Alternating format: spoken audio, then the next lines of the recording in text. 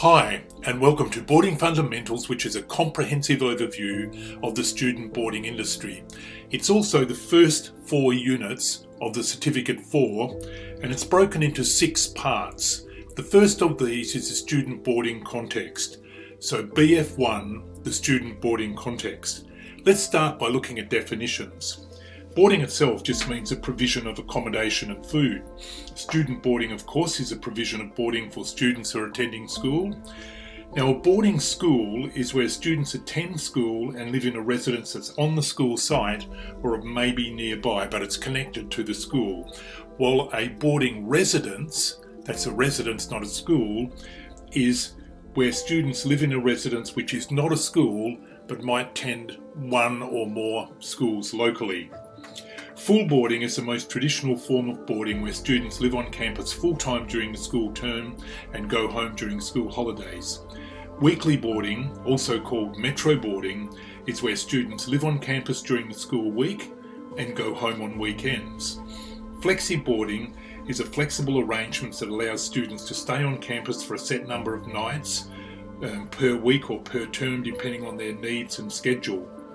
Day boarding is a hybrid arrangement where students attend classes during the day and participate in boarding activities such as meals, study groups and sport in the evenings.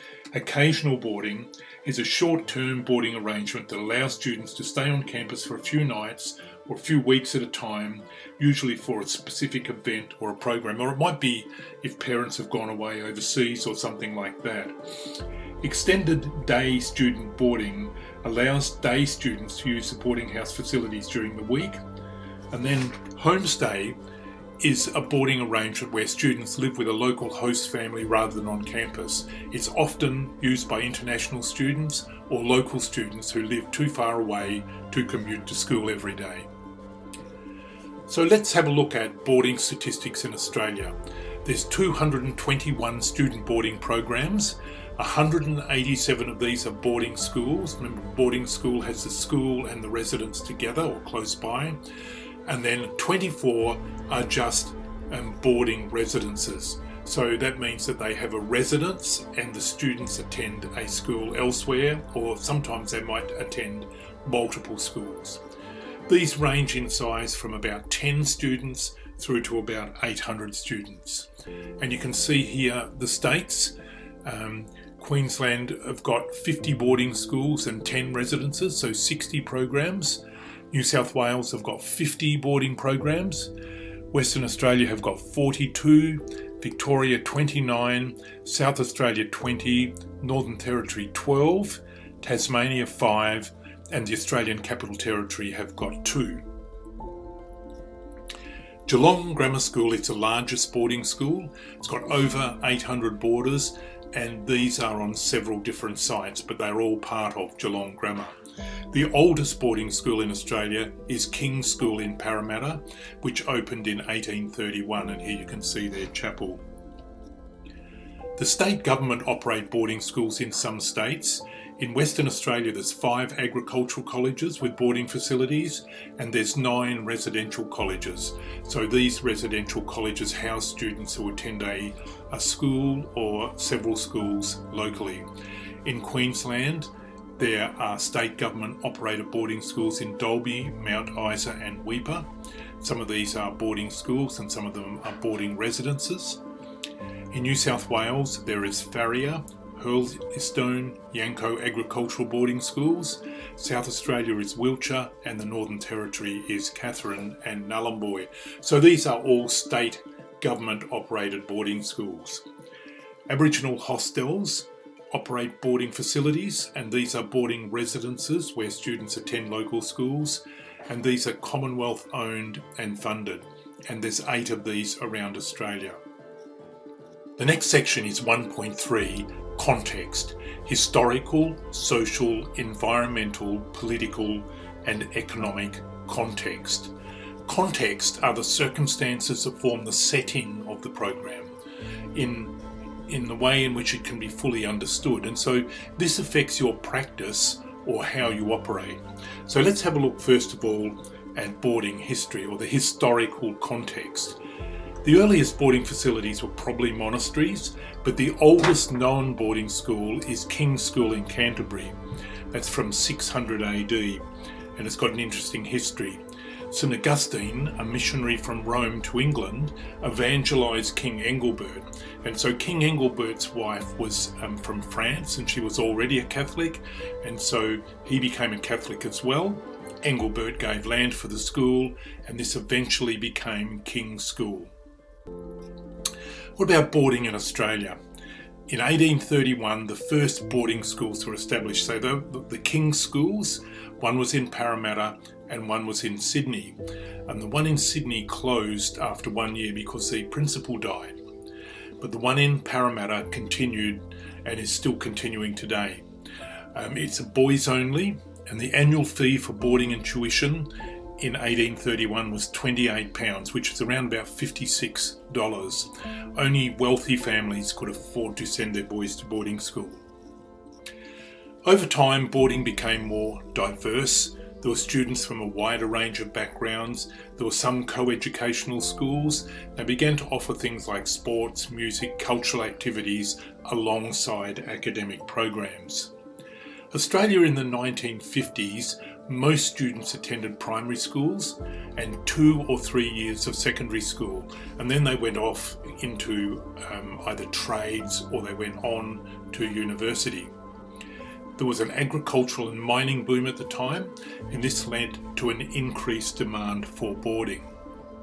So the numbers peaked in about the early 1990s at about 30,000 students, but then they started to decrease.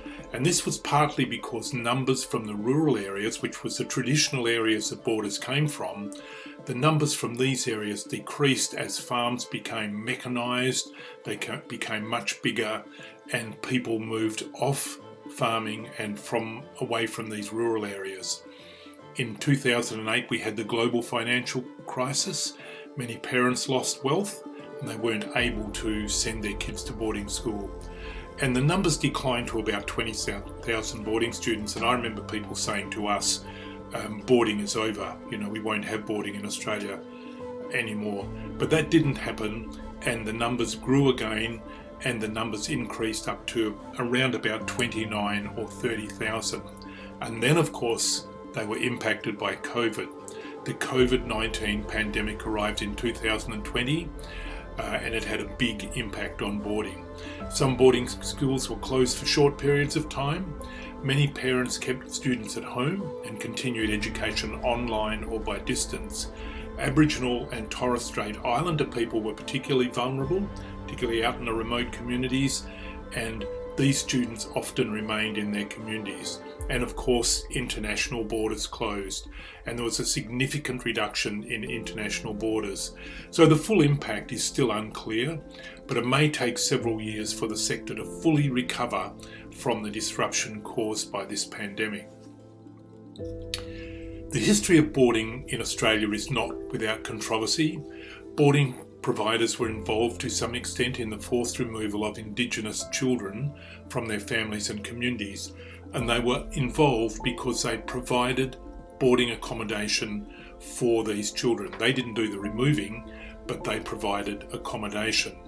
Many Indigenous children were sent to boarding schools and homes, and they experienced abuse, neglect and cultural suppression, and this has been a source of ongoing pain and trauma for Indigenous Australians. Each boarding school and residence has its own historical context and traditions, which are impacted by lots of different things, including when it was established, and some were established as far back as the 1800s, and some are very recent, just a few years old, some quite new. The purpose or mission, why it was established, its ethos or its culture, the location or its buildings, its infrastructure. Is it religious? Is it a Christian or church boarding school, or is it secular? Is it private or is it public? And what is its target cohort of students? Which students is it trying to target or meet the needs of? So that's a historical context of boarding. The social context of the boarding residence.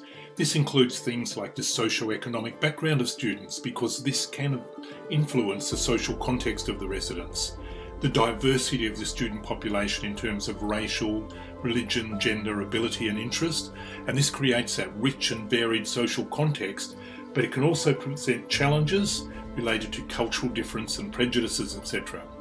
Gender. Boarding residences can be single-sex or co-educational, and this significantly influences social dynamics within the residence.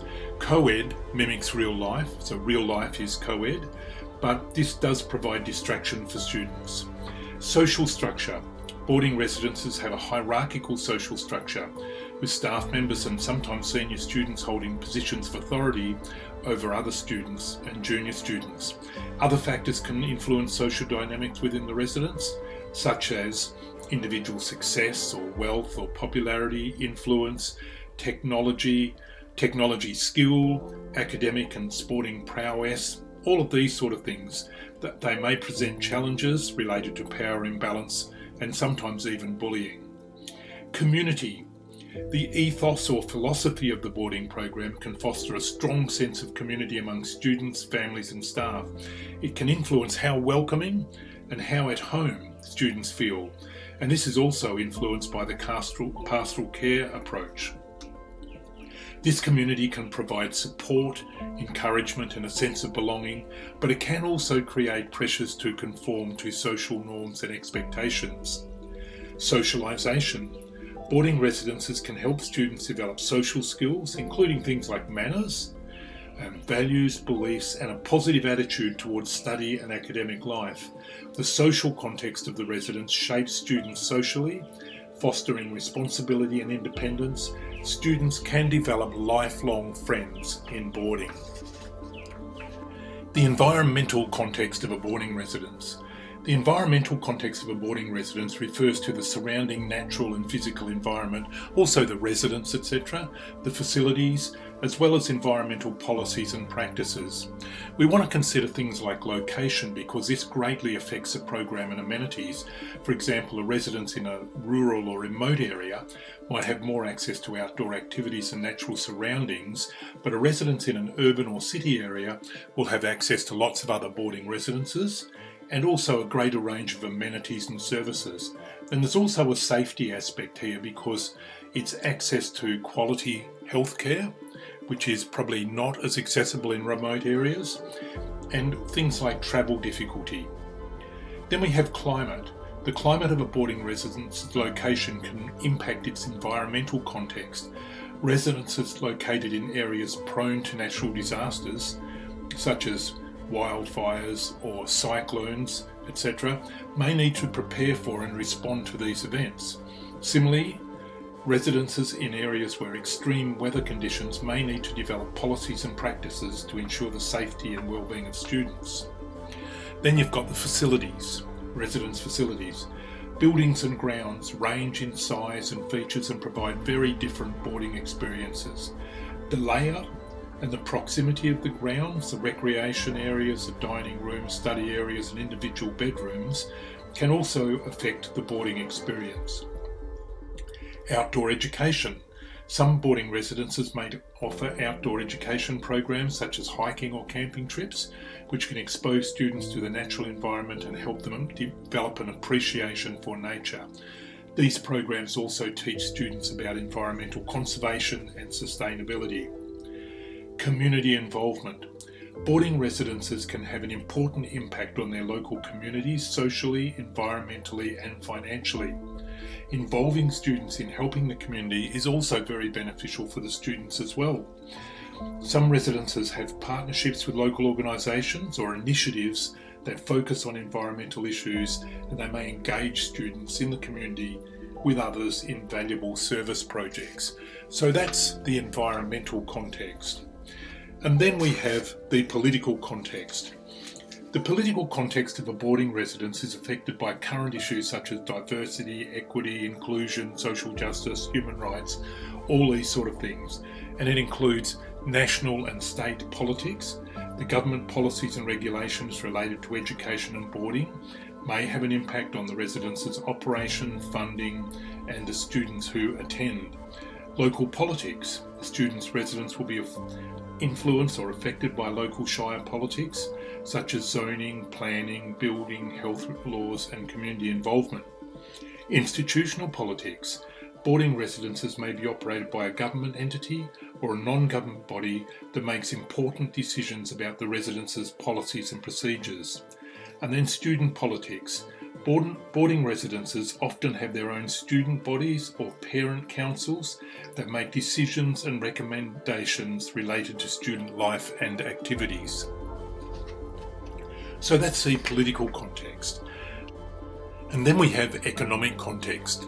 Boarding programs are usually funded by parent fees and contributions or state funding, Commonwealth funding such as Isolated Children's Parents Association, ICPA, or ABStudy, scholarships, or other grants such as state grants, sporting bodies or alumni bodies.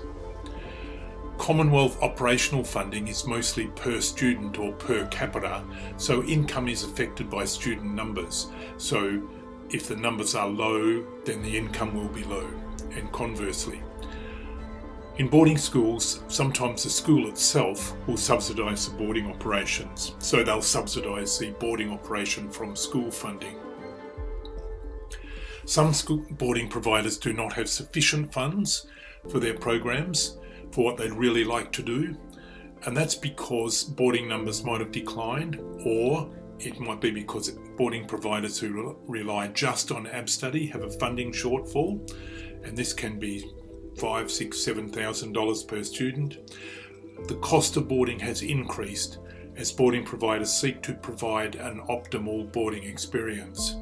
So sometimes boarding providers do find it tough to find sufficient funds for the programs.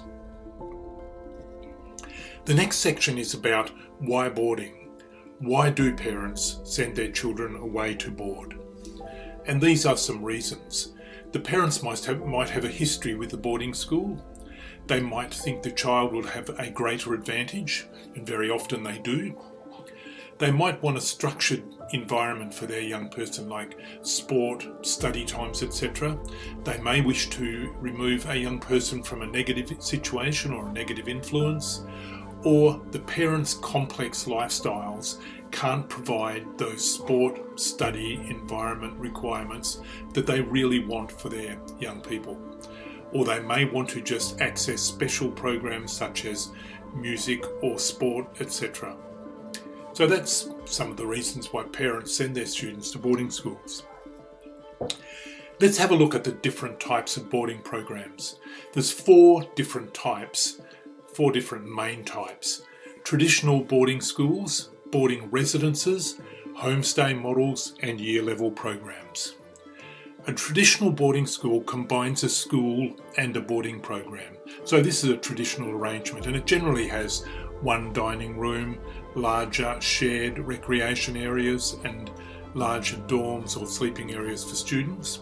Or it can be a family group home style, so large houses bought or purpose-built, 10 to 15 students per house, and 1 or 2 adults to look after these students. So an example of a boarding school, which is a traditional boarding school, is Emmanuel College, and a family group home style is Marara Christian School in Darwin.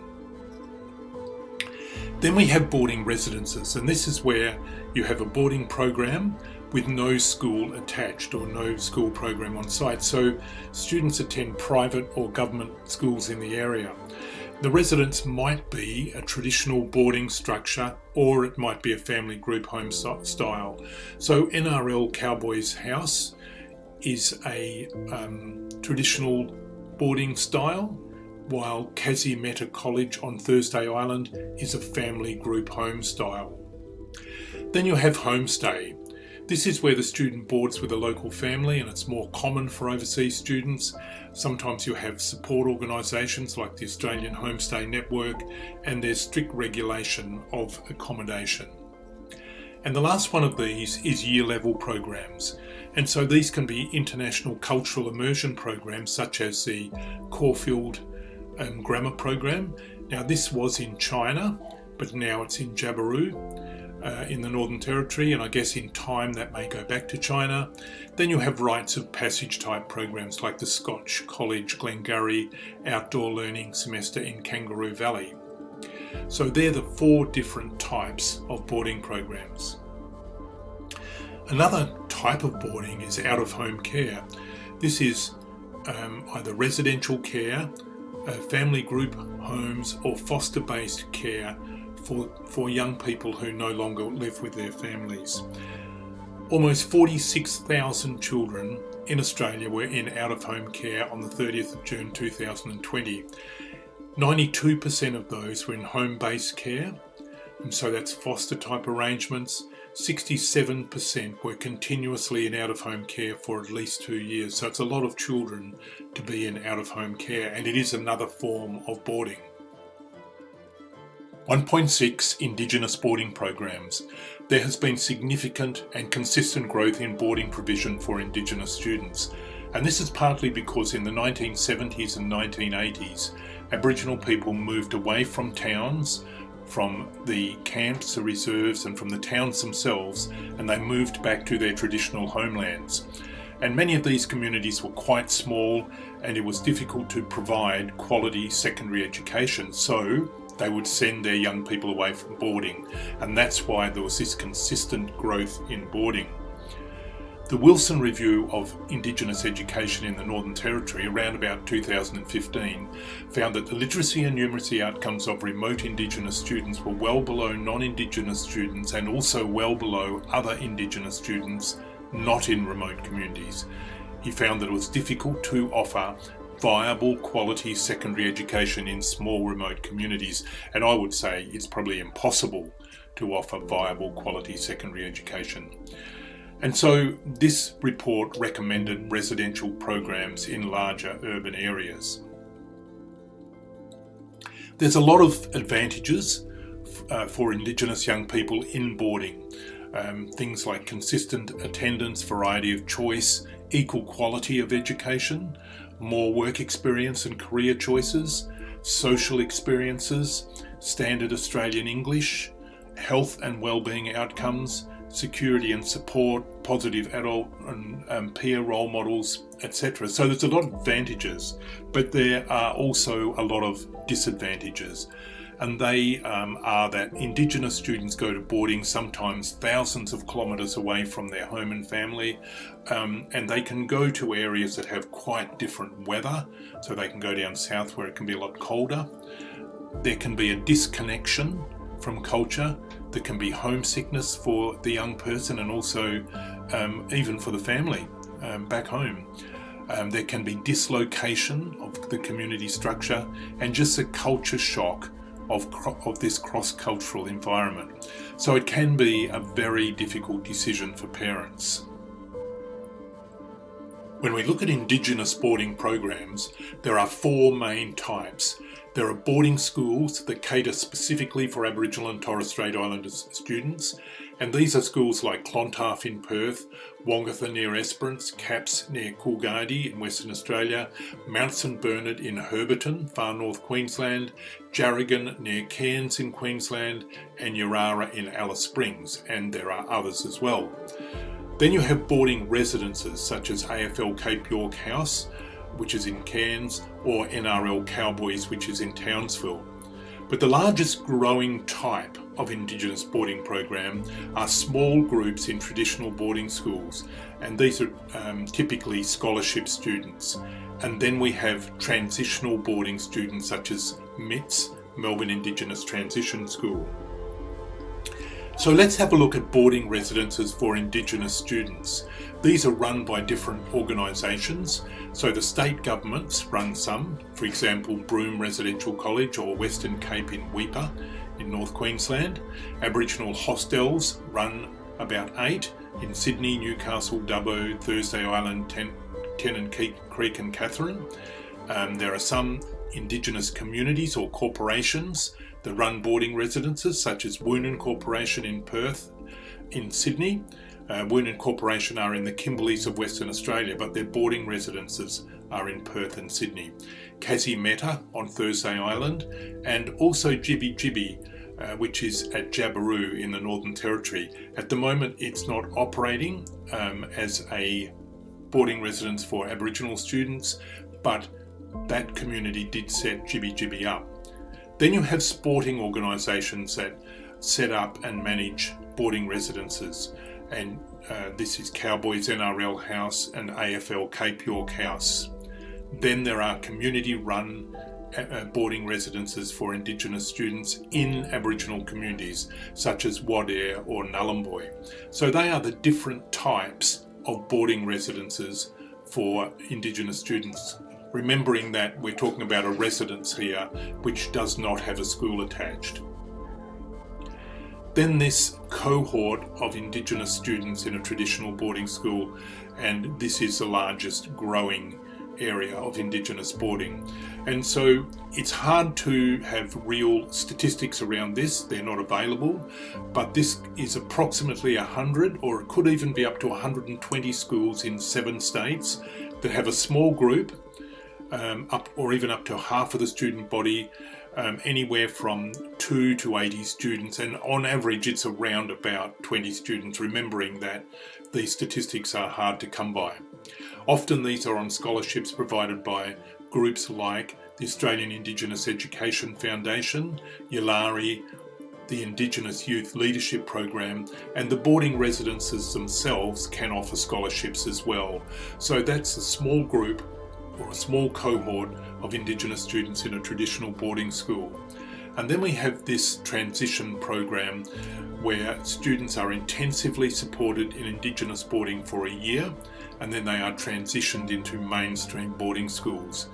And the school that does this is called MITS, Melbourne Indigenous Transition School. It started with 24 students and it's growing and probably double that size now.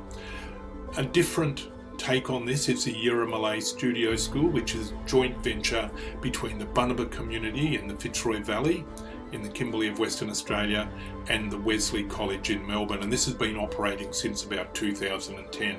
So they are the different types of Indigenous boarding programs. Now we're going to look at the changing expectations for boarding, and boarding has changed dramatically. You probably recognise that second photo as a Harry Potter picture. When I first started out, I was a house parent in 1975 at Christchurch Grammar in Perth, and this is not a photo of the dormitory that I was in, but it was similar to that. And I was in a boarding residence that catered for about 40 primary age students called Parry House, and there were quite a number of students in each of the rooms in Parry House. In 1987, I went to be the principal of this school in Coolgardie, and again, this is not a photo of Coolgardie, but this is very similar to what Coolgardie looked like. So a lot of students, as many as 40 girls in one side of the building and about 40 boys in the other side of the building, so just very large dormitories. Boarding used to be about food and bed, safety and care, homework and sport, but it has changed, and this has been brought about because parents wanted something different, students wanted something different, but just the industry and the general public wanted something different in boarding, and that's a boarding pod from St John's in Darwin, the image. So in boarding, we're looking at the other 18 hours, not the school hours, but the other 18 hours. And the big change, I guess, has been the holistic care of young people in boarding, the nurturing and developing.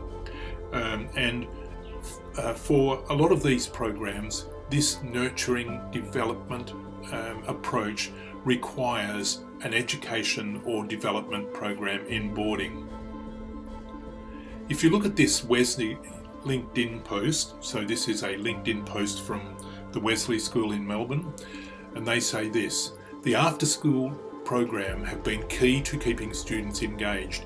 Our formal residential curriculum.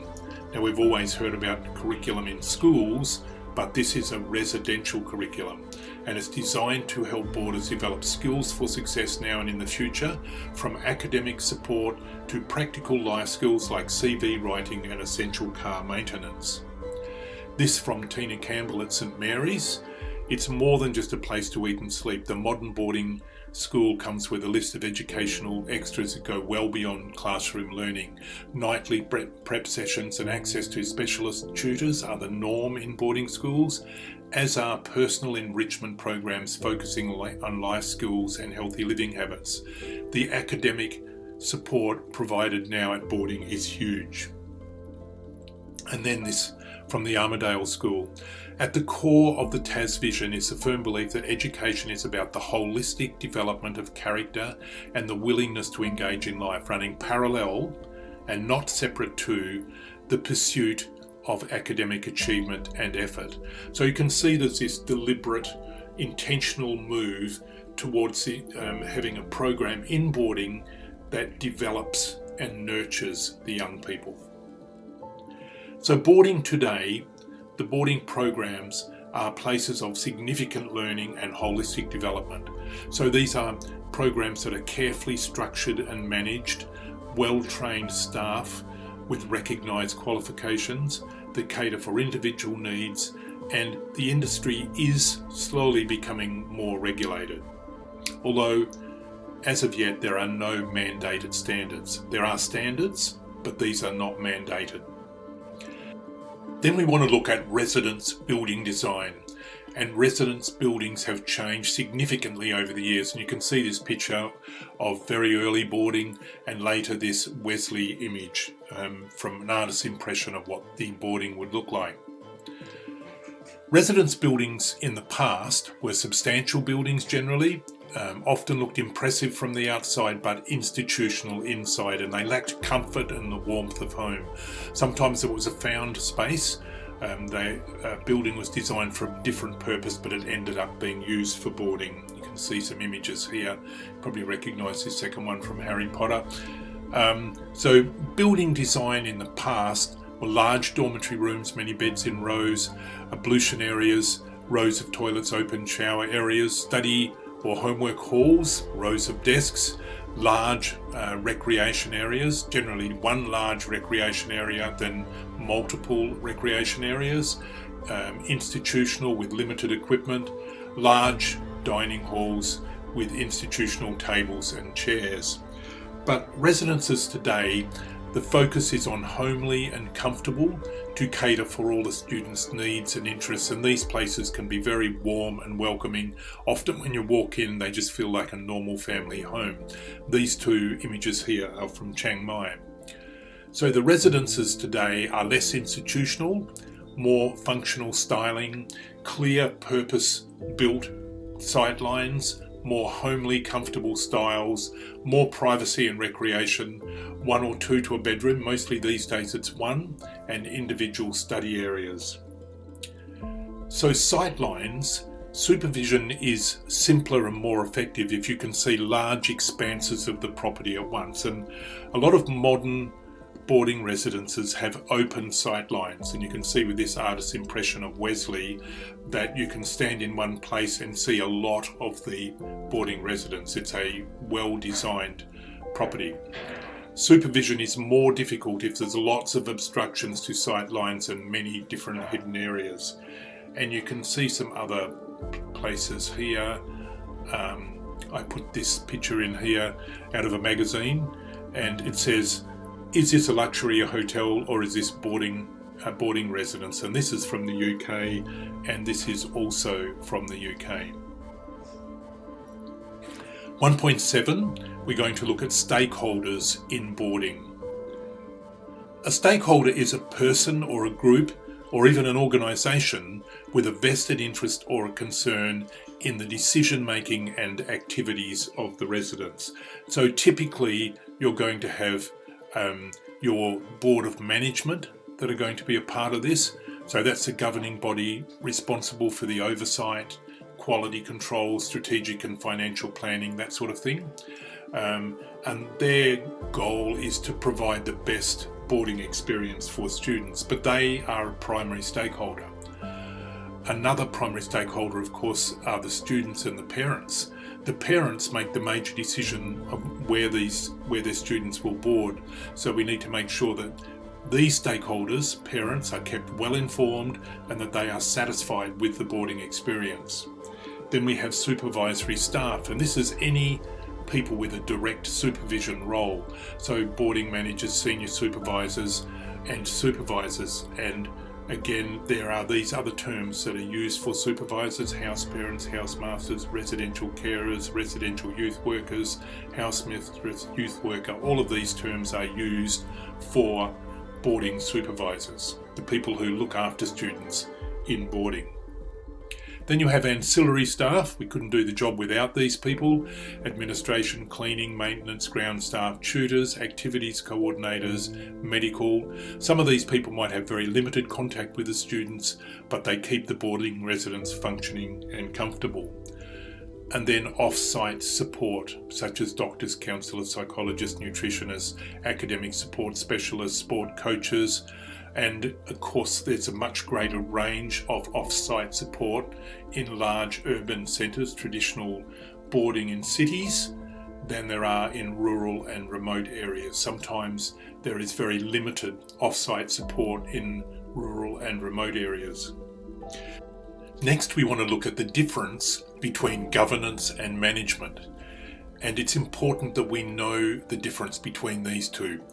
Governance is the governing body responsible for the oversight and planning, usually an executive board. So they have oversight, strategic and financial planning and decision making. Management takes care of daily operations. It might be a team, or it might be one manager, such as the head of boarding.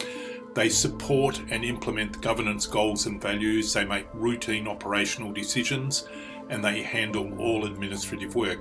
And it's important to know the difference between these two, because you do not want governance or governing bodies reaching over into the management, and neither do you want the management making decisions which are really the role of the governing body. The governance structure is quite different for government-operated boarding residences or boarding schools and non-government-operated boarding residences or boarding schools. So in a government-operated residence, typically this is what you would find. You'd start off with boarding supervisors, then senior boarding staff, and then the manager. So that's pretty much the same. And then you would have the Director of Residential Colleges, Deputy Director, Director General for Education, Minister for Education. So there's lots of layers, and there could be a lot more layers in between all these other layers. In a non-government structure, you have boarding supervisors, senior staff and head of boarding, very much the same as government. And then you would have the school principal or the CEO, and then you would have a board of management. So there are less layers in a non-government structure. Some boarding residences have a CEO position, particularly where there are multiple campuses. Some government residences also have a board, and this is usually advisory. Next, we want to look at networks. And networks are really important to best meet the needs of students, because you can identify services and providers who can assist in meeting the various needs of the students, and you can form links or networks with these services. So to provide an optimal experience for boarding students, we need to have networks with lots of other services and providers, and each individual boarding supervisor can have their own networks, and the head of boarding, of course, will also have their own networks as well. So networks are established by contacting relevant individuals or groups, having conversations and sharing information. Networks are maintained by keeping contact information up to date, by having regular contact, and you'll have a lot more regular contact with some people in your network than others.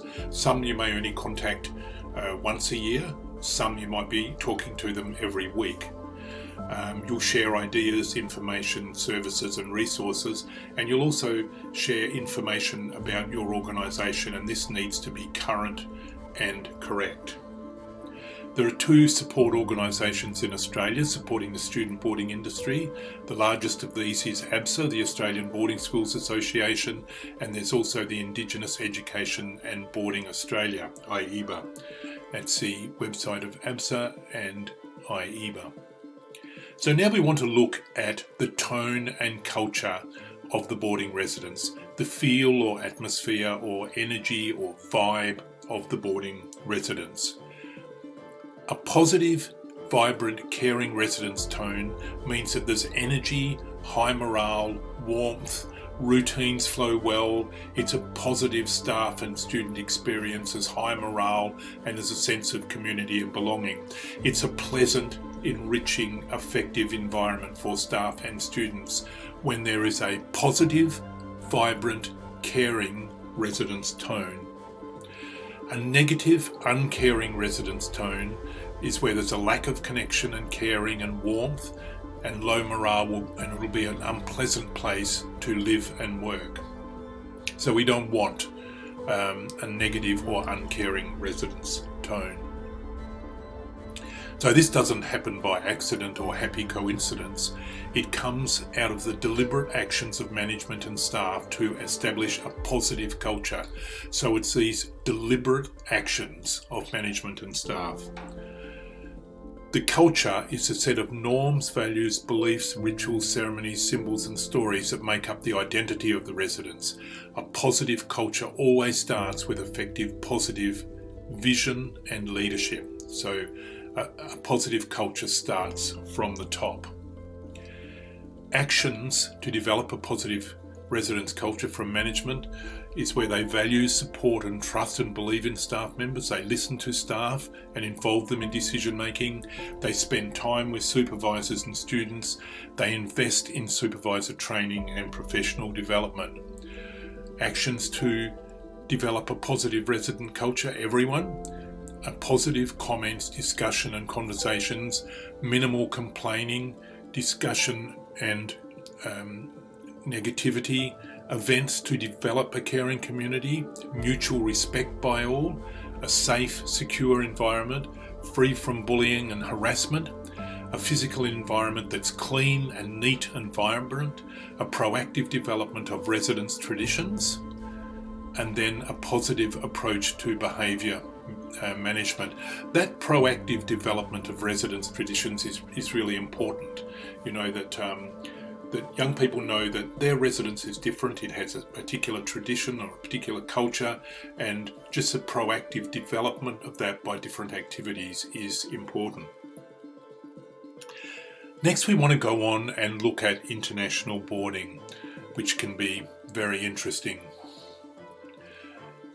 So when we look at boarding schools or boarding residences around the world, some countries have a strong boarding tradition and they're known for a strong boarding tradition, and typically that is United Kingdom and many of the colonies from the United Kingdoms. Some countries have a higher number of boarding schools, and this is for historical, social and geographic reasons. For many countries, it's difficult to know the exact number of boarding schools.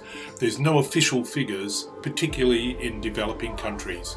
So it's very hard to get this data, and part of the reason is that some of these boarding schools or some of these boarding residences fly under the radar. So they may not have a website, they may not be particularly well known, but they are a boarding school, and they are part of the numbers of the boarding school for a particular country. So the per capita numbers can vary greatly. That means some countries have a high number of boarding students per capita, others have a much lower number. So we've got some numbers here, and I just want to stress that these are approximate. When you try and research these, when you try and find data on them, you can have very differing numbers, and you know, it's very hard to find official sources. But this is what we think from the best data that we can find. China are the biggest by far, with over 100,000 boarding schools, and I'll explain in a minute why that's the case. India has around about 5,000, Uganda 1,200, Nepal 1,000, UK 770, Ghana 500, USA 500, around 500, France has about 400, the Congo 300, Kenya 300, Turkey 300, Indonesia 285, and Australia has 221. One of the other reasons why it's hard to know exactly how many boarding schools there are is because different terminology is used in different countries, and different forms of boarding are used in different countries. These countries here have around about 200 boarding schools each, so that's Germany, Brazil, Vietnam, Philippines, Tanzania, Saudi Arabia and Sri Lanka. These countries have around about 150. Cameroon, Pakistan, Nigeria, South Africa, Canada, Romania, Chile and Guinea. These countries have got about 100. Bangladesh, Russia, Japan, Thailand, Myanmar, Poland, Mozambique, Madagascar, Syria, Niger, Kazakhstan, Zambia, Senegal, Benin, Spain and Malawi. And there are a lot more boarding schools, and a lot of other countries have got numbers which are lower than 100. That boarding school there is the Rift Valley Academy, and the one on the previous page is Faith Academy in Manila, and we've worked at both of those. The situation in China is like this. When China brought in the one-child policy, they closed something like 250,000 rural schools because there were a lot less children around, because each family only had one child, and so they closed about 250,000 schools, but they needed somewhere for these students to go, and so they established these rural boarding schools, and about 33 million students go to these boarding schools. So in the rural parts of Western China, 51%, that's half of all secondary students, are in boarding, and 11% of primary students. And in China also, we see kindergarten boarding schools available for wealthy families in urban areas. In Switzerland, boarding is more like a business. So there's international private schools for foreign students, and if you look at the 10 most expensive schools in the world, 8 of them are in Switzerland, and the fees are as high as 140,000 Australian dollars per child per year. And some of these are not even terribly big organisations, but they are very expensive, and they as you can see from these images, they're very beautiful. International boarding, the growth regions, it's really Asia and Africa, and you can see that some countries, particularly some Asian countries, actually provide land and assist boarding schools from places like Canada or Britain to come in and set up boarding programs. There's a couple of unusual boarding programs you just want to look at. Think Global School is a school that moves every term. And so this is secondary boarding where they do the baccalaureate, and they go to a new city every term, so they have a 3-term year. So they go to 9 countries over 3 years. They visit significant historical, cultural and scientific sites, and they have a very low teacher-student ratio, around about 4:1. So it's a great way to go to school. And you can see here the different countries that they went to, and this was seriously affected by COVID, but it is still going, and I know that they got to Australia because we knew that they were in Australia. So they had 2 cohorts. One went to Botswana, India, Japan and Spain. The other went to Bosnia-Herzegovina, Australia, Chile and Italy. Whether they made it to all of those, I'm not sure, because we do know they were significantly affected by COVID. This is also very interesting. This is called A+ World Academy. This is a boarding school on a sailing ship. It sails to 20 countries in 20 cities in 14 countries on 4 different continents. It's the world's oldest fully rigged tall ship. and students learn to sail the ship and take university entrance courses while at school. At each port they go to culturally and historically relevant places, and they go on field trips, excursions, etc.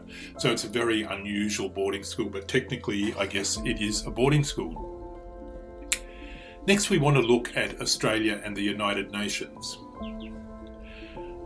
Australia was a founding member of the United Nations and had a prominent role in the negotiation of the United Nations Charter in 1945, and Australia was one of 8 nations involved in drafting the Universal Declaration of Human Rights. And this is something we can be proud of, because we're not a huge population in terms of world size, and yet we had a significant role in this. When we look at the Universal Declaration of Human Rights, this is a very important document. It contains 30 articles and describes the most fundamental rights and freedoms of people everywhere in the world. And I just want to run through these very quickly. There's 30 of them, and they're in groups. So Articles 1 and 2 affirm human dignity, equality and brotherhood. 3 to 11 are the rights of the individual, so right to life, outlawing of slavery, etc. 12 to 17 are the rights of individuals within civil and political society. They include freedom of movement, right to a nationality, right to marry, have a family, etc., as well as the right to own property. 18 to 21, spiritual and religious rights of individuals, such as freedom of thought, the right to peaceful assembly, the right to vote, etc. Articles 22 to 27, the social, economical and cultural rights of the individual, right to work, rest, have a decent standard of living, have education. Articles 28 and 30 are the obligations that come with these rights, and that none of these rights can be used to violate the spirit of the United Nations. So they are the 30 parts or the 30 articles of the UDHR. Australia is also party to 7 core international human rights treaties, and so you can see those 7 there. International Covenant on Civil and Political Rights, International Covenant on Economic, Social and Cultural Rights, International Covenant on Elimination of All Forms of Racial Discrimination, Convention on the Elimination of All Forms of Discrimination against Women, Convention Against Torture and Other Cruel Treatment or Punishment, Convention on Rights of the Child, which is important for us, and Convention on the Rights of Persons with Disability. These aren't laws, these are just treaties, and the Australian government enacts legislation to help Australia meet these international treaties.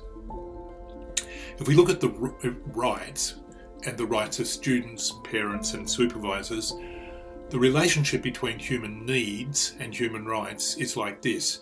Human needs are located within an individual, but human rights are located between individuals, between 2 or more individuals or groups of individuals. Students' rights in boarding are protected by state and Commonwealth legislation, by school policies and procedures, by student representatives on student bodies, and by parental involvement. So that's how students' rights are protected in boarding. On enrolment, the provider, the organisation operating the residence, enters into an agreement with the parent that the student will receive specific care because they've enrolled the student and they've paid money for a boarding service. This is called an implied contract. It's not a contract, but it's called an implied contract. These rights are mostly implied in documents such as enrolment application form, advertising material, parent and student handbooks, and general information given to parents. And here you can see some of the student rights: safe boarding environment, privacy and confidentiality, to be treated with dignity and respect, and so on. These are typical of student rights. Then we have parent rights. They include, again, a safe boarding environment, to have the social, cultural and physical needs of their student met, etc. To be able to have informed choice, to be able to complain if they want to. And then you have rights like this for supervisors: a safe working environment, privacy and confidentiality, access to the information held about them, to be treated with respect and dignity, to have reasonable choice about working hours and rosters, fair pay and conditions, access to professional learning and career development.